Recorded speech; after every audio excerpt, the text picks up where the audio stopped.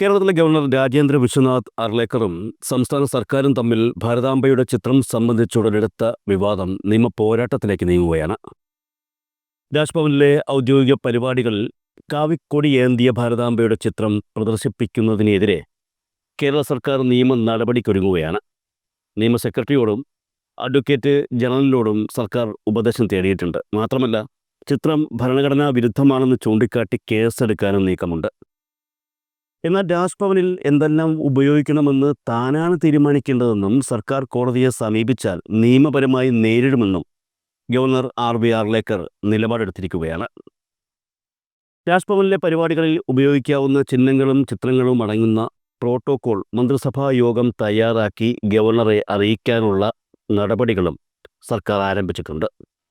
രാജ്ഭവനിലെ സർക്കാർ പരിപാടികൾ ഒഴിവാക്കാനും ആലോചനയുണ്ട്. അതായത്, ചുരുക്കി പറഞ്ഞാൽ രാജ്ഭവൻ ഗവർണറുടെ സ്വത്തല്ല എന്നും ഇന്ത്യ മഹാരാജ്യത്തിൻ്റെ ഭരണഘടനയ്ക്ക് അനുസൃതമായി നിർമ്മിക്കപ്പെട്ട സ്ഥാപനമാണെന്നുമാണ് സംസ്ഥാന സർക്കാർ ചൂണ്ടിക്കാട്ടുന്നത്.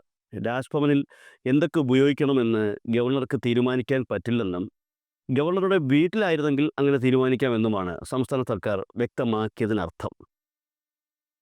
ഗവർണർ RV അർലേക്കർ രാജ്ഭവനിലെ എല്ലാ ചടങ്ങുകളിലും ഭാരതാംബയുടെ ചിത്രം ഉപയോഗിക്കുമെന്ന നിലപാടിലാണ്. ഔദ്യോഗിക ചടങ്ങിൽ പ്രോട്ടോകോൾ ലംഘനം നടത്തിയെന്നാരോപിച്ച് മന്ത്രി V ശിവൻകുട്ടിക്കെതിരെ ഗവർണർ കേന്ദ്രത്തിന് റിപ്പോർട്ട് നൽകുമെന്ന് സൂചനയുണ്ട്.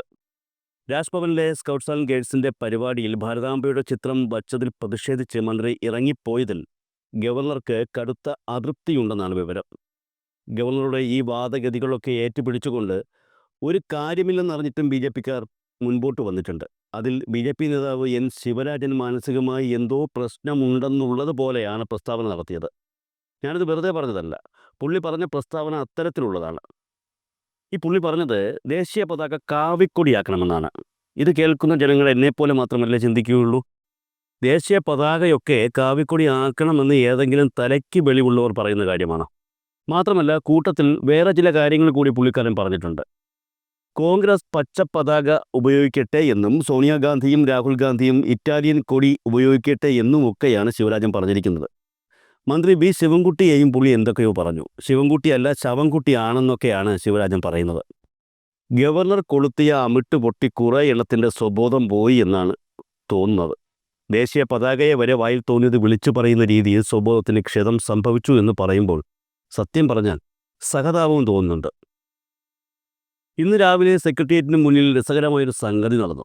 സെക്രട്ടേറിയറ്റിന് മുന്നിൽ ഇന്ന് രാവിലത്തെ പരിപാടിക്കായി BJP സംസ്ഥാന ഘടകം തയ്യാറാക്കി സമൂഹ മാധ്യമങ്ങളിൽ പോസ്റ്റ് ചെയ്ത പോസ്റ്ററിൽ ത്രിവർണ്ണ പതാക ഏന്തിയ ഭാരതാംബയുടെ ചിത്രമാണ് ഉണ്ടായിരുന്നത്. അതൊരു അത്ഭുതം തന്നെയാണ്. പാർട്ടി സംസ്ഥാന ഘടകത്തിൻ്റെ ഔദ്യോഗിക ഫേസ്ബുക്ക് പേജിലാണ് ചിത്രമടങ്ങിയ പോസ്റ്റർ പോസ്റ്റ് ചെയ്തത്. എന്നാൽ BJPക്കാർ ദേശീയതയെ അംഗീകരിച്ച് തുടങ്ങി എന്ന് ആരും വിശ്വസിക്കേണ്ട. കാരണം സെക്രട്ടേറിയറ്റിന് മുന്നിലെ BJPയുടെ പ്രതിഷേധ പരിപാടിയിൽ കാവിക്കൊടി പിടിച്ച ഭാരതാംബയുടെ ചിത്രം തന്നെയാണ് പ്രത്യക്ഷപ്പെട്ടത്. സമൂഹ മാധ്യമങ്ങളിലൂടെ മുഖ്യമന്ത്രിയെ വിമർശിക്കാൻ നിർമ്മിത ബുദ്ധിയുടെ സഹായത്തോടെ BJP തയ്യാറാക്കിയ ചിത്രത്തിലും കാവിക്കൊടിക്ക് പകരം ദേശീയ പതാക കയ്യിലേന്തിയ ഭാരതാംബയുടെ ചിത്രമാണുള്ളത്. കാവിക്കൊടി കയ്യിലേന്തിയ ഭാരതാംബയുടെ ചിത്രം ഗവർണർ രാജ്ഭവനിൽ വച്ചതിൽ ഒരു തെറ്റുമില്ലെന്ന് RSS BJP നേതാക്കൾ വാദിക്കുന്നതിനിടെയാണ് പുതിയ ചിത്രം പാർട്ടിയുടെ ഫേസ്ബുക്ക് പേജിൽ പ്രത്യക്ഷപ്പെട്ടത് എന്നുള്ളതാണ് രസകരം. എന്തായാലും നമ്മുടെ സംസ്ഥാന സർക്കാരും ഈ പറയുന്ന ഗവർണറും തമ്മിലുള്ള ഭാരതാംബ വിഷയം ഇങ്ങനെ സജീവമായി നിലനിൽക്കെ ഒരു നിർണായക തീരുമാനവുമായി ഇപ്പോൾ മുന്നോട്ട് പോവുകയാണ് സംസ്ഥാന സർക്കാർ. അതായത്, ഈ BJPക്കാരും മറ്റ് സംഘപരിവാർ അനുകൂലികളും ഒക്കെ പറയുന്നത് പോലെ ഗവർണർക്ക് ഒരു സംസ്ഥാനത്തെ മുഴുവൻ തൻ്റെ നിയന്ത്രണത്തിൽ വയ്ക്കാൻ സാധ്യമാണോ? അങ്ങനെയാണോ കാര്യങ്ങൾ? അതിനിപ്പോഴും സാധാരണക്കാരായിട്ടുള്ള ആർക്കെങ്കിലും അറിയാമോ ഗവർണർക്കുള്ള അധികാരം എന്താണെന്ന്? മാധ്യമങ്ങളിലെ അന്തിച്ചർച്ചകളിലും അതുപോലെ സമൂഹ മാധ്യമങ്ങളിലുമൊക്കെ വന്നിരുന്ന് ഓരോ കാര്യങ്ങൾ പറയുന്ന നിരീക്ഷകന്മാർ, അതായത് സംഘപരിവാർ അനുകൂല നിരീക്ഷകന്മാർ പറയുന്നതല്ലാതെ നമ്മൾ അതിനെപ്പറ്റി അന്വേഷിച്ചിട്ടില്ല. നമ്മൾക്ക് അതിനെപ്പറ്റി കൂടുതൽ അറിയില്ല. എന്നാൽ ഇപ്പോൾ സംസ്ഥാന സർക്കാരിന് ഗവർണർ ഒരു വലിയ ഭീഷണിയായി നിലനിൽക്കുന്ന ഈ സാഹചര്യത്തിൽ ഗവർണറുടെ അധികാരങ്ങൾ എന്താണ്, അതല്ലാതെ ഗവർണർക്കുള്ള ചുമതലകൾ എന്താണ്, സംസ്ഥാന സർക്കാരിന്മേൽ ഗവർണർക്ക് പ്രത്യേക അധികാരങ്ങളോ അങ്ങനെ എന്തെങ്കിലും ഉണ്ടോ എന്നൊക്കെ കേരളത്തിലെ കുട്ടികളെ പഠിപ്പിക്കുവാനുള്ള തയ്യാറെടുപ്പിലാണ് സംസ്ഥാന വിദ്യാഭ്യാസ വകുപ്പ്. ഗവർണറുടെ ചുമതലകളും അധികാരങ്ങളും ഈ വർഷം 10ാം ക്ലാസ്സിലെയും ഹയർ സെക്കൻഡറിയിലെയും പാഠപുസ്തകങ്ങളിൽ ഉൾപ്പെടുത്താൻ സംസ്ഥാന സർക്കാർ തീരുമാനിച്ചിരിക്കുകയാണ്. 10ാം ക്ലാസ്സിലെ സാമൂഹ്യശാസ്ത്രം 2ാം വോള്യത്തിലാണ് ഇത് ഉൾപ്പെടുത്തുന്നത്. ഭരണഘടനാ മൂല്യങ്ങൾ ഉയർത്തിപ്പിടിച്ചാണ് പാഠ്യപദ്ധതി പരിഷ്കരിച്ചതെന്നും ജനാധിപത്യത്തിൻ്റെ മൂല്യങ്ങൾ പഠിപ്പിക്കേണ്ട യഥാർത്ഥ ഇടങ്ങൾ വിദ്യാലയങ്ങളായതുകൊണ്ടാണ് ഗവർണറുടെ ഭരണഘടനാപരമായ അധികാരങ്ങളെക്കുറിച്ച് പാഠപുസ്തകങ്ങളിൽ പ്രതിപാദിക്കാൻ തീരുമാനിച്ചതെന്നും മന്ത്രി വി ശിവൻകുട്ടി അറിയിക്കുകയും ചെയ്തു.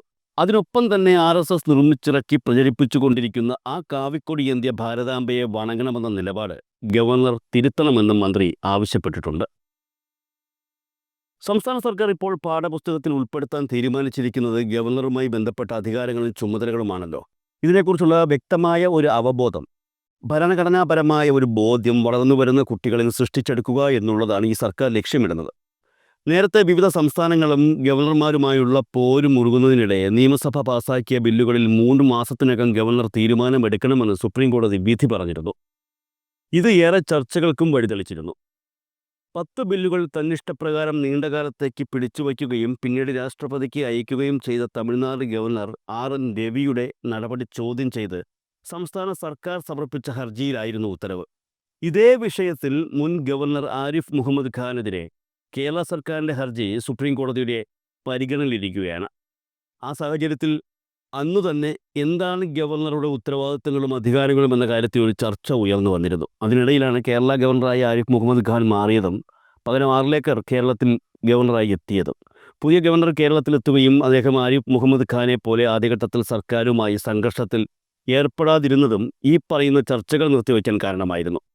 എന്നാൽ ഏറെ ദിവസങ്ങൾ കഴിയുന്നതിന് മുൻപേ പുതിയ ഗവർണർ തൻ്റെ നയം പ്രഖ്യാപിക്കുകയും സംസ്ഥാന സർക്കാരുമായി ഏറ്റുമുട്ടലിന് ഒരുങ്ങുകയും ചെയ്തു.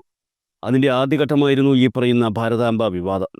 എന്തായാലും ആ ഒരു വിവാദം ഇപ്പോൾ ഗവർണർ സ്ഥാനത്തെക്കുറിച്ച് കൂടുതൽ പഠിക്കാൻ വിദ്യാർത്ഥികൾക്ക് അവസരമൊരുക്കിയിരിക്കുകയാണ്. ഇന്ത്യൻ ഭരണഘടനയുടെ ആർട്ടിക്കിൾ 200, 201 പ്രകാരം പ്രസിഡന്റിനും ഗവർണർക്കും ചുമതലകളും പരിമിതികളും ഉണ്ടെന്നാണ് അന്ന് സുപ്രീം കോടതി ഉത്തരവിൽ പറഞ്ഞത്. ജനാധിപത്യ സർക്കാരുകളുടെ തീരുമാനങ്ങൾ ചോദ്യം ചെയ്യാൻ ഗവർണർമാർക്ക് വിവേചനാധികാരമില്ല എന്നുള്ളതാണ് യാഥാർത്ഥ്യം. ജനങ്ങൾ തിരഞ്ഞെടുത്ത സർക്കാരിൻ്റെയും മന്ത്രിസഭയുടെയും സഹായവും ഉപദേശവും അനുസരിച്ചാണ് ഗവർണർമാർ പ്രവർത്തിക്കേണ്ടത് എന്നുള്ള കാര്യം ഭരണഘടനയിൽ പ്രത്യേകം പറഞ്ഞിട്ടുണ്ട്.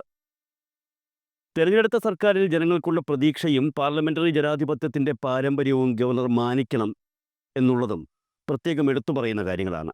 ഉയർന്ന ഭരണഘടനാ പദവി മാനിച്ച് ഗവർണർ സംസ്ഥാനത്തെ ജനങ്ങളുടെ ഇച്ഛയ്ക്കും ക്ഷേമത്തിനും പ്രഥമ സ്ഥാനം നൽകാനും സംസ്ഥാന സംവിധാനവുമായി ആത്മാർത്ഥമായി യോജിച്ച് പ്രവർത്തിക്കാനും ബാധ്യസ്ഥനാണ്. ഉന്നത ഭരണഘടനാ സ്ഥാനങ്ങൾ വഹിക്കുന്നവർ ഭരണഘടനയുടെ മൂല്യങ്ങളാൽ നയിക്കപ്പെടണം. ഒരു ഭരണഘടന എത്ര നല്ലതാണെങ്കിലും അത് നടപ്പിലാക്കുന്നവർ നല്ലവരല്ലെങ്കിൽ അത് മോശമാകും. ഗവർണർ രാഷ്ട്രീയമായ കലർപ്പില്ലാതെ സർക്കാരിൻ്റെ സുഹൃത്തും വഴികാട്ടിയും തത്വചിന്തകനുമായി പ്രവർത്തിച്ച് സത്യപ്രതിജ്ഞയുടെ പവിത്രത കാക്കണമെന്നും വിധിന്യായത്തിന് സുപ്രീം കോടതി അന്ന് വ്യക്തമാക്കിയിരുന്നു. ബ്രിട്ടീഷ് ഭരണകാലത്താണ് ഇന്ത്യയിൽ ഗവർണർ പദവി സ്ഥാപിതമാകുന്നത്. 1858 ഗവൺമെൻറ് ഓഫ് ഇന്ത്യ ആക്ടിന് ശേഷം ബ്രിട്ടീഷ് ഭരണകൂടത്തെ സേവിച്ചുകൊണ്ട് ഗവർണർ ജനറലിൻ്റെ അധികാരത്തിന് കീഴിലായിരുന്നു ഗവർണർമാർ പ്രവർത്തിച്ചിരുന്നത്. 1935 ഗവൺമെൻറ് ഓഫ് ഇന്ത്യ ആക്ട് പ്രവിശ്യ സ്വയംഭരണം അനുവദിച്ചെങ്കിലും തിരഞ്ഞെടുക്കപ്പെട്ട നിയമസഭകൾ പാസാക്കുന്ന ബില്ലുകൾ വീറ്റോ ചെയ്യാനുള്ള അധികാരം തുടങ്ങി ഗവർണർക്ക് ഗണ്യമായ വിവേചനാധികാരം നിലനിർത്തിയിരുന്നു. സ്വാതന്ത്ര്യാനന്തരമാണ് ഗവർണറുടെ അധികാരങ്ങളെക്കുറിച്ചുള്ള ചർച്ചകൾ ശക്തമായത്. 1925 Commonwealth of India bill, 1928 Nehru report, Hindustan free state constitution എന്നിവയുൾപ്പെടെയുള്ള ആദ്യകാല നിർദ്ദേശങ്ങൾ ഗവർണർ സ്ഥാനം നിലനിർത്തുന്നതിനെക്കുറിച്ച് വ്യക്തമാക്കുന്നവയായിരുന്നു. എന്നാൽ ജനാധിപത്യ ചട്ടക്കൂടിന് കീഴിലായിരിക്കണമെന്നും ഈ നിർദ്ദേശങ്ങൾ ചൂണ്ടിക്കാട്ടിയിരുന്നു. ആദ്യകാലങ്ങളിൽ ഭരണഘടനാ അസംബ്ലിയിലെ അംഗങ്ങൾ ഗവർണർമാരോട് ചായ്വുള്ളവരായിരുന്നു. പിന്നീട് കേന്ദ്രത്തിൻ്റെ പ്രതിനിധിയായി ചില സംസ്ഥാനങ്ങളിലെ ഗവർണർമാർ പ്രവർത്തിച്ചു തുടങ്ങിയതോടെ സംസ്ഥാന സർക്കാരുകളുമായി അസ്വാരസ്യങ്ങളും ആരംഭിച്ചു. ഇന്ന് സംസ്ഥാന സർക്കാരിൻ്റെ പ്രവർത്തനങ്ങൾ നിരീക്ഷിക്കുക, കേന്ദ്രത്തെ വിവരങ്ങൾ അറിയിക്കുക, ഭരണഘടന സംരക്ഷിക്കുക എന്നിവയാണ് ഗവർണറുടെ ചുമതലകളായി നിർവചിക്കപ്പെട്ടിട്ടുള്ളത്. അതേസമയം ഔദ്യോഗിക പദവിയിലിരിക്കുമ്പോൾ അധികാരങ്ങളും ആനുകൂല്യങ്ങളും ലഭിക്കുന്നുണ്ടെങ്കിലും രാജ്യത്തെ മറ്റു പദവികൾക്ക് ലഭിക്കുന്ന ആനുകൂല്യങ്ങൾ വിരമിക്കലിന് ശേഷം ഗവർണർമാർക്ക് ലഭിക്കുന്നില്ല. 3.5 ലക്ഷം രൂപയാണ് ഗവർണർമാരുടെ മാസവേതനം. രാജ്യത്ത് ഏറ്റവും ഉയർന്ന വേതനം വാങ്ങുന്നവരിൽ പ്രസിഡന്റിന് തൊട്ടു പിന്നിലാണ് ഗവർണർമാർ. ഔദ്യോഗിക വസതി, വാഹനം, മറ്റ് അലവൻസുകൾ എന്നിവയും ഗവർണർമാർക്ക് ലഭിക്കുന്നു. എന്നാൽ പ്രസിഡന്റിനും പ്രധാനമന്ത്രിക്കും വിരമിക്കലിന് ശേഷം പെൻഷൻ ലഭിക്കുമ്പോൾ ഭരണഘടനാ പ്രകാരം സംസ്ഥാനങ്ങളുടെ തലവനായ ഗവർണർക്ക് വിരമിക്കലിന് ശേഷം പെൻഷനില്ല. 1982 ഗവർണേഴ്സ് ആക്ടിലാണ് ഇക്കാര്യം വ്യക്തമാക്കുന്നത്. ചികിത്സകൾക്കുള്ള മെഡിക്കൽ കവറേജ് മാത്രമാണ് വിരമിക്കലിന് ശേഷം ലഭിക്കുന്ന ഏക ആനുകൂല്യം. ഗവർണറുടെ പെൻഷൻ എന്ന വിഷയത്തിലെ ചർച്ചകൾ പുതിയ കാര്യമല്ല. 2008 മുൻ ഗവർണർമാർക്കായി പെൻഷൻ വ്യവസ്ഥ അവതരിപ്പിക്കാൻ കേന്ദ്രം ശ്രമിച്ചെങ്കിലും സംസ്ഥാനങ്ങളുമായി സമവായത്തിലെത്താൻ കഴിഞ്ഞില്ല. 2012 അന്നത്തെ ആഭ്യന്തരമന്ത്രി സുശീൽ കുമാർ ഷിൻഡെ ലോക്സഭയിൽ ഗവർണർ ഭേദഗതി ബിൽ അവതരിപ്പിച്ചതിനു പിന്നാലെ വീണ്ടും പ്രതിസന്ധി ഉടലെടുത്തിരുന്നു. വിരമിക്കുന്ന ഗവർണർമാർക്ക് പ്രതിമാസം 1,10,000 രൂപ അലവൻസും 25,000 രൂപ ശമ്പളം ലഭിക്കുന്ന ഒരു പേഴ്സണൽ സ്റ്റാഫിൻ്റെ ആജീവനാന്ത സഹായവുമായിരുന്നു ബില്ലിൽ നിർദ്ദേശിച്ചിരുന്നത്. എന്നാൽ സംസ്ഥാനങ്ങൾ ഇതിനെ ശക്തമായി എതിർക്കുകയായിരുന്നു.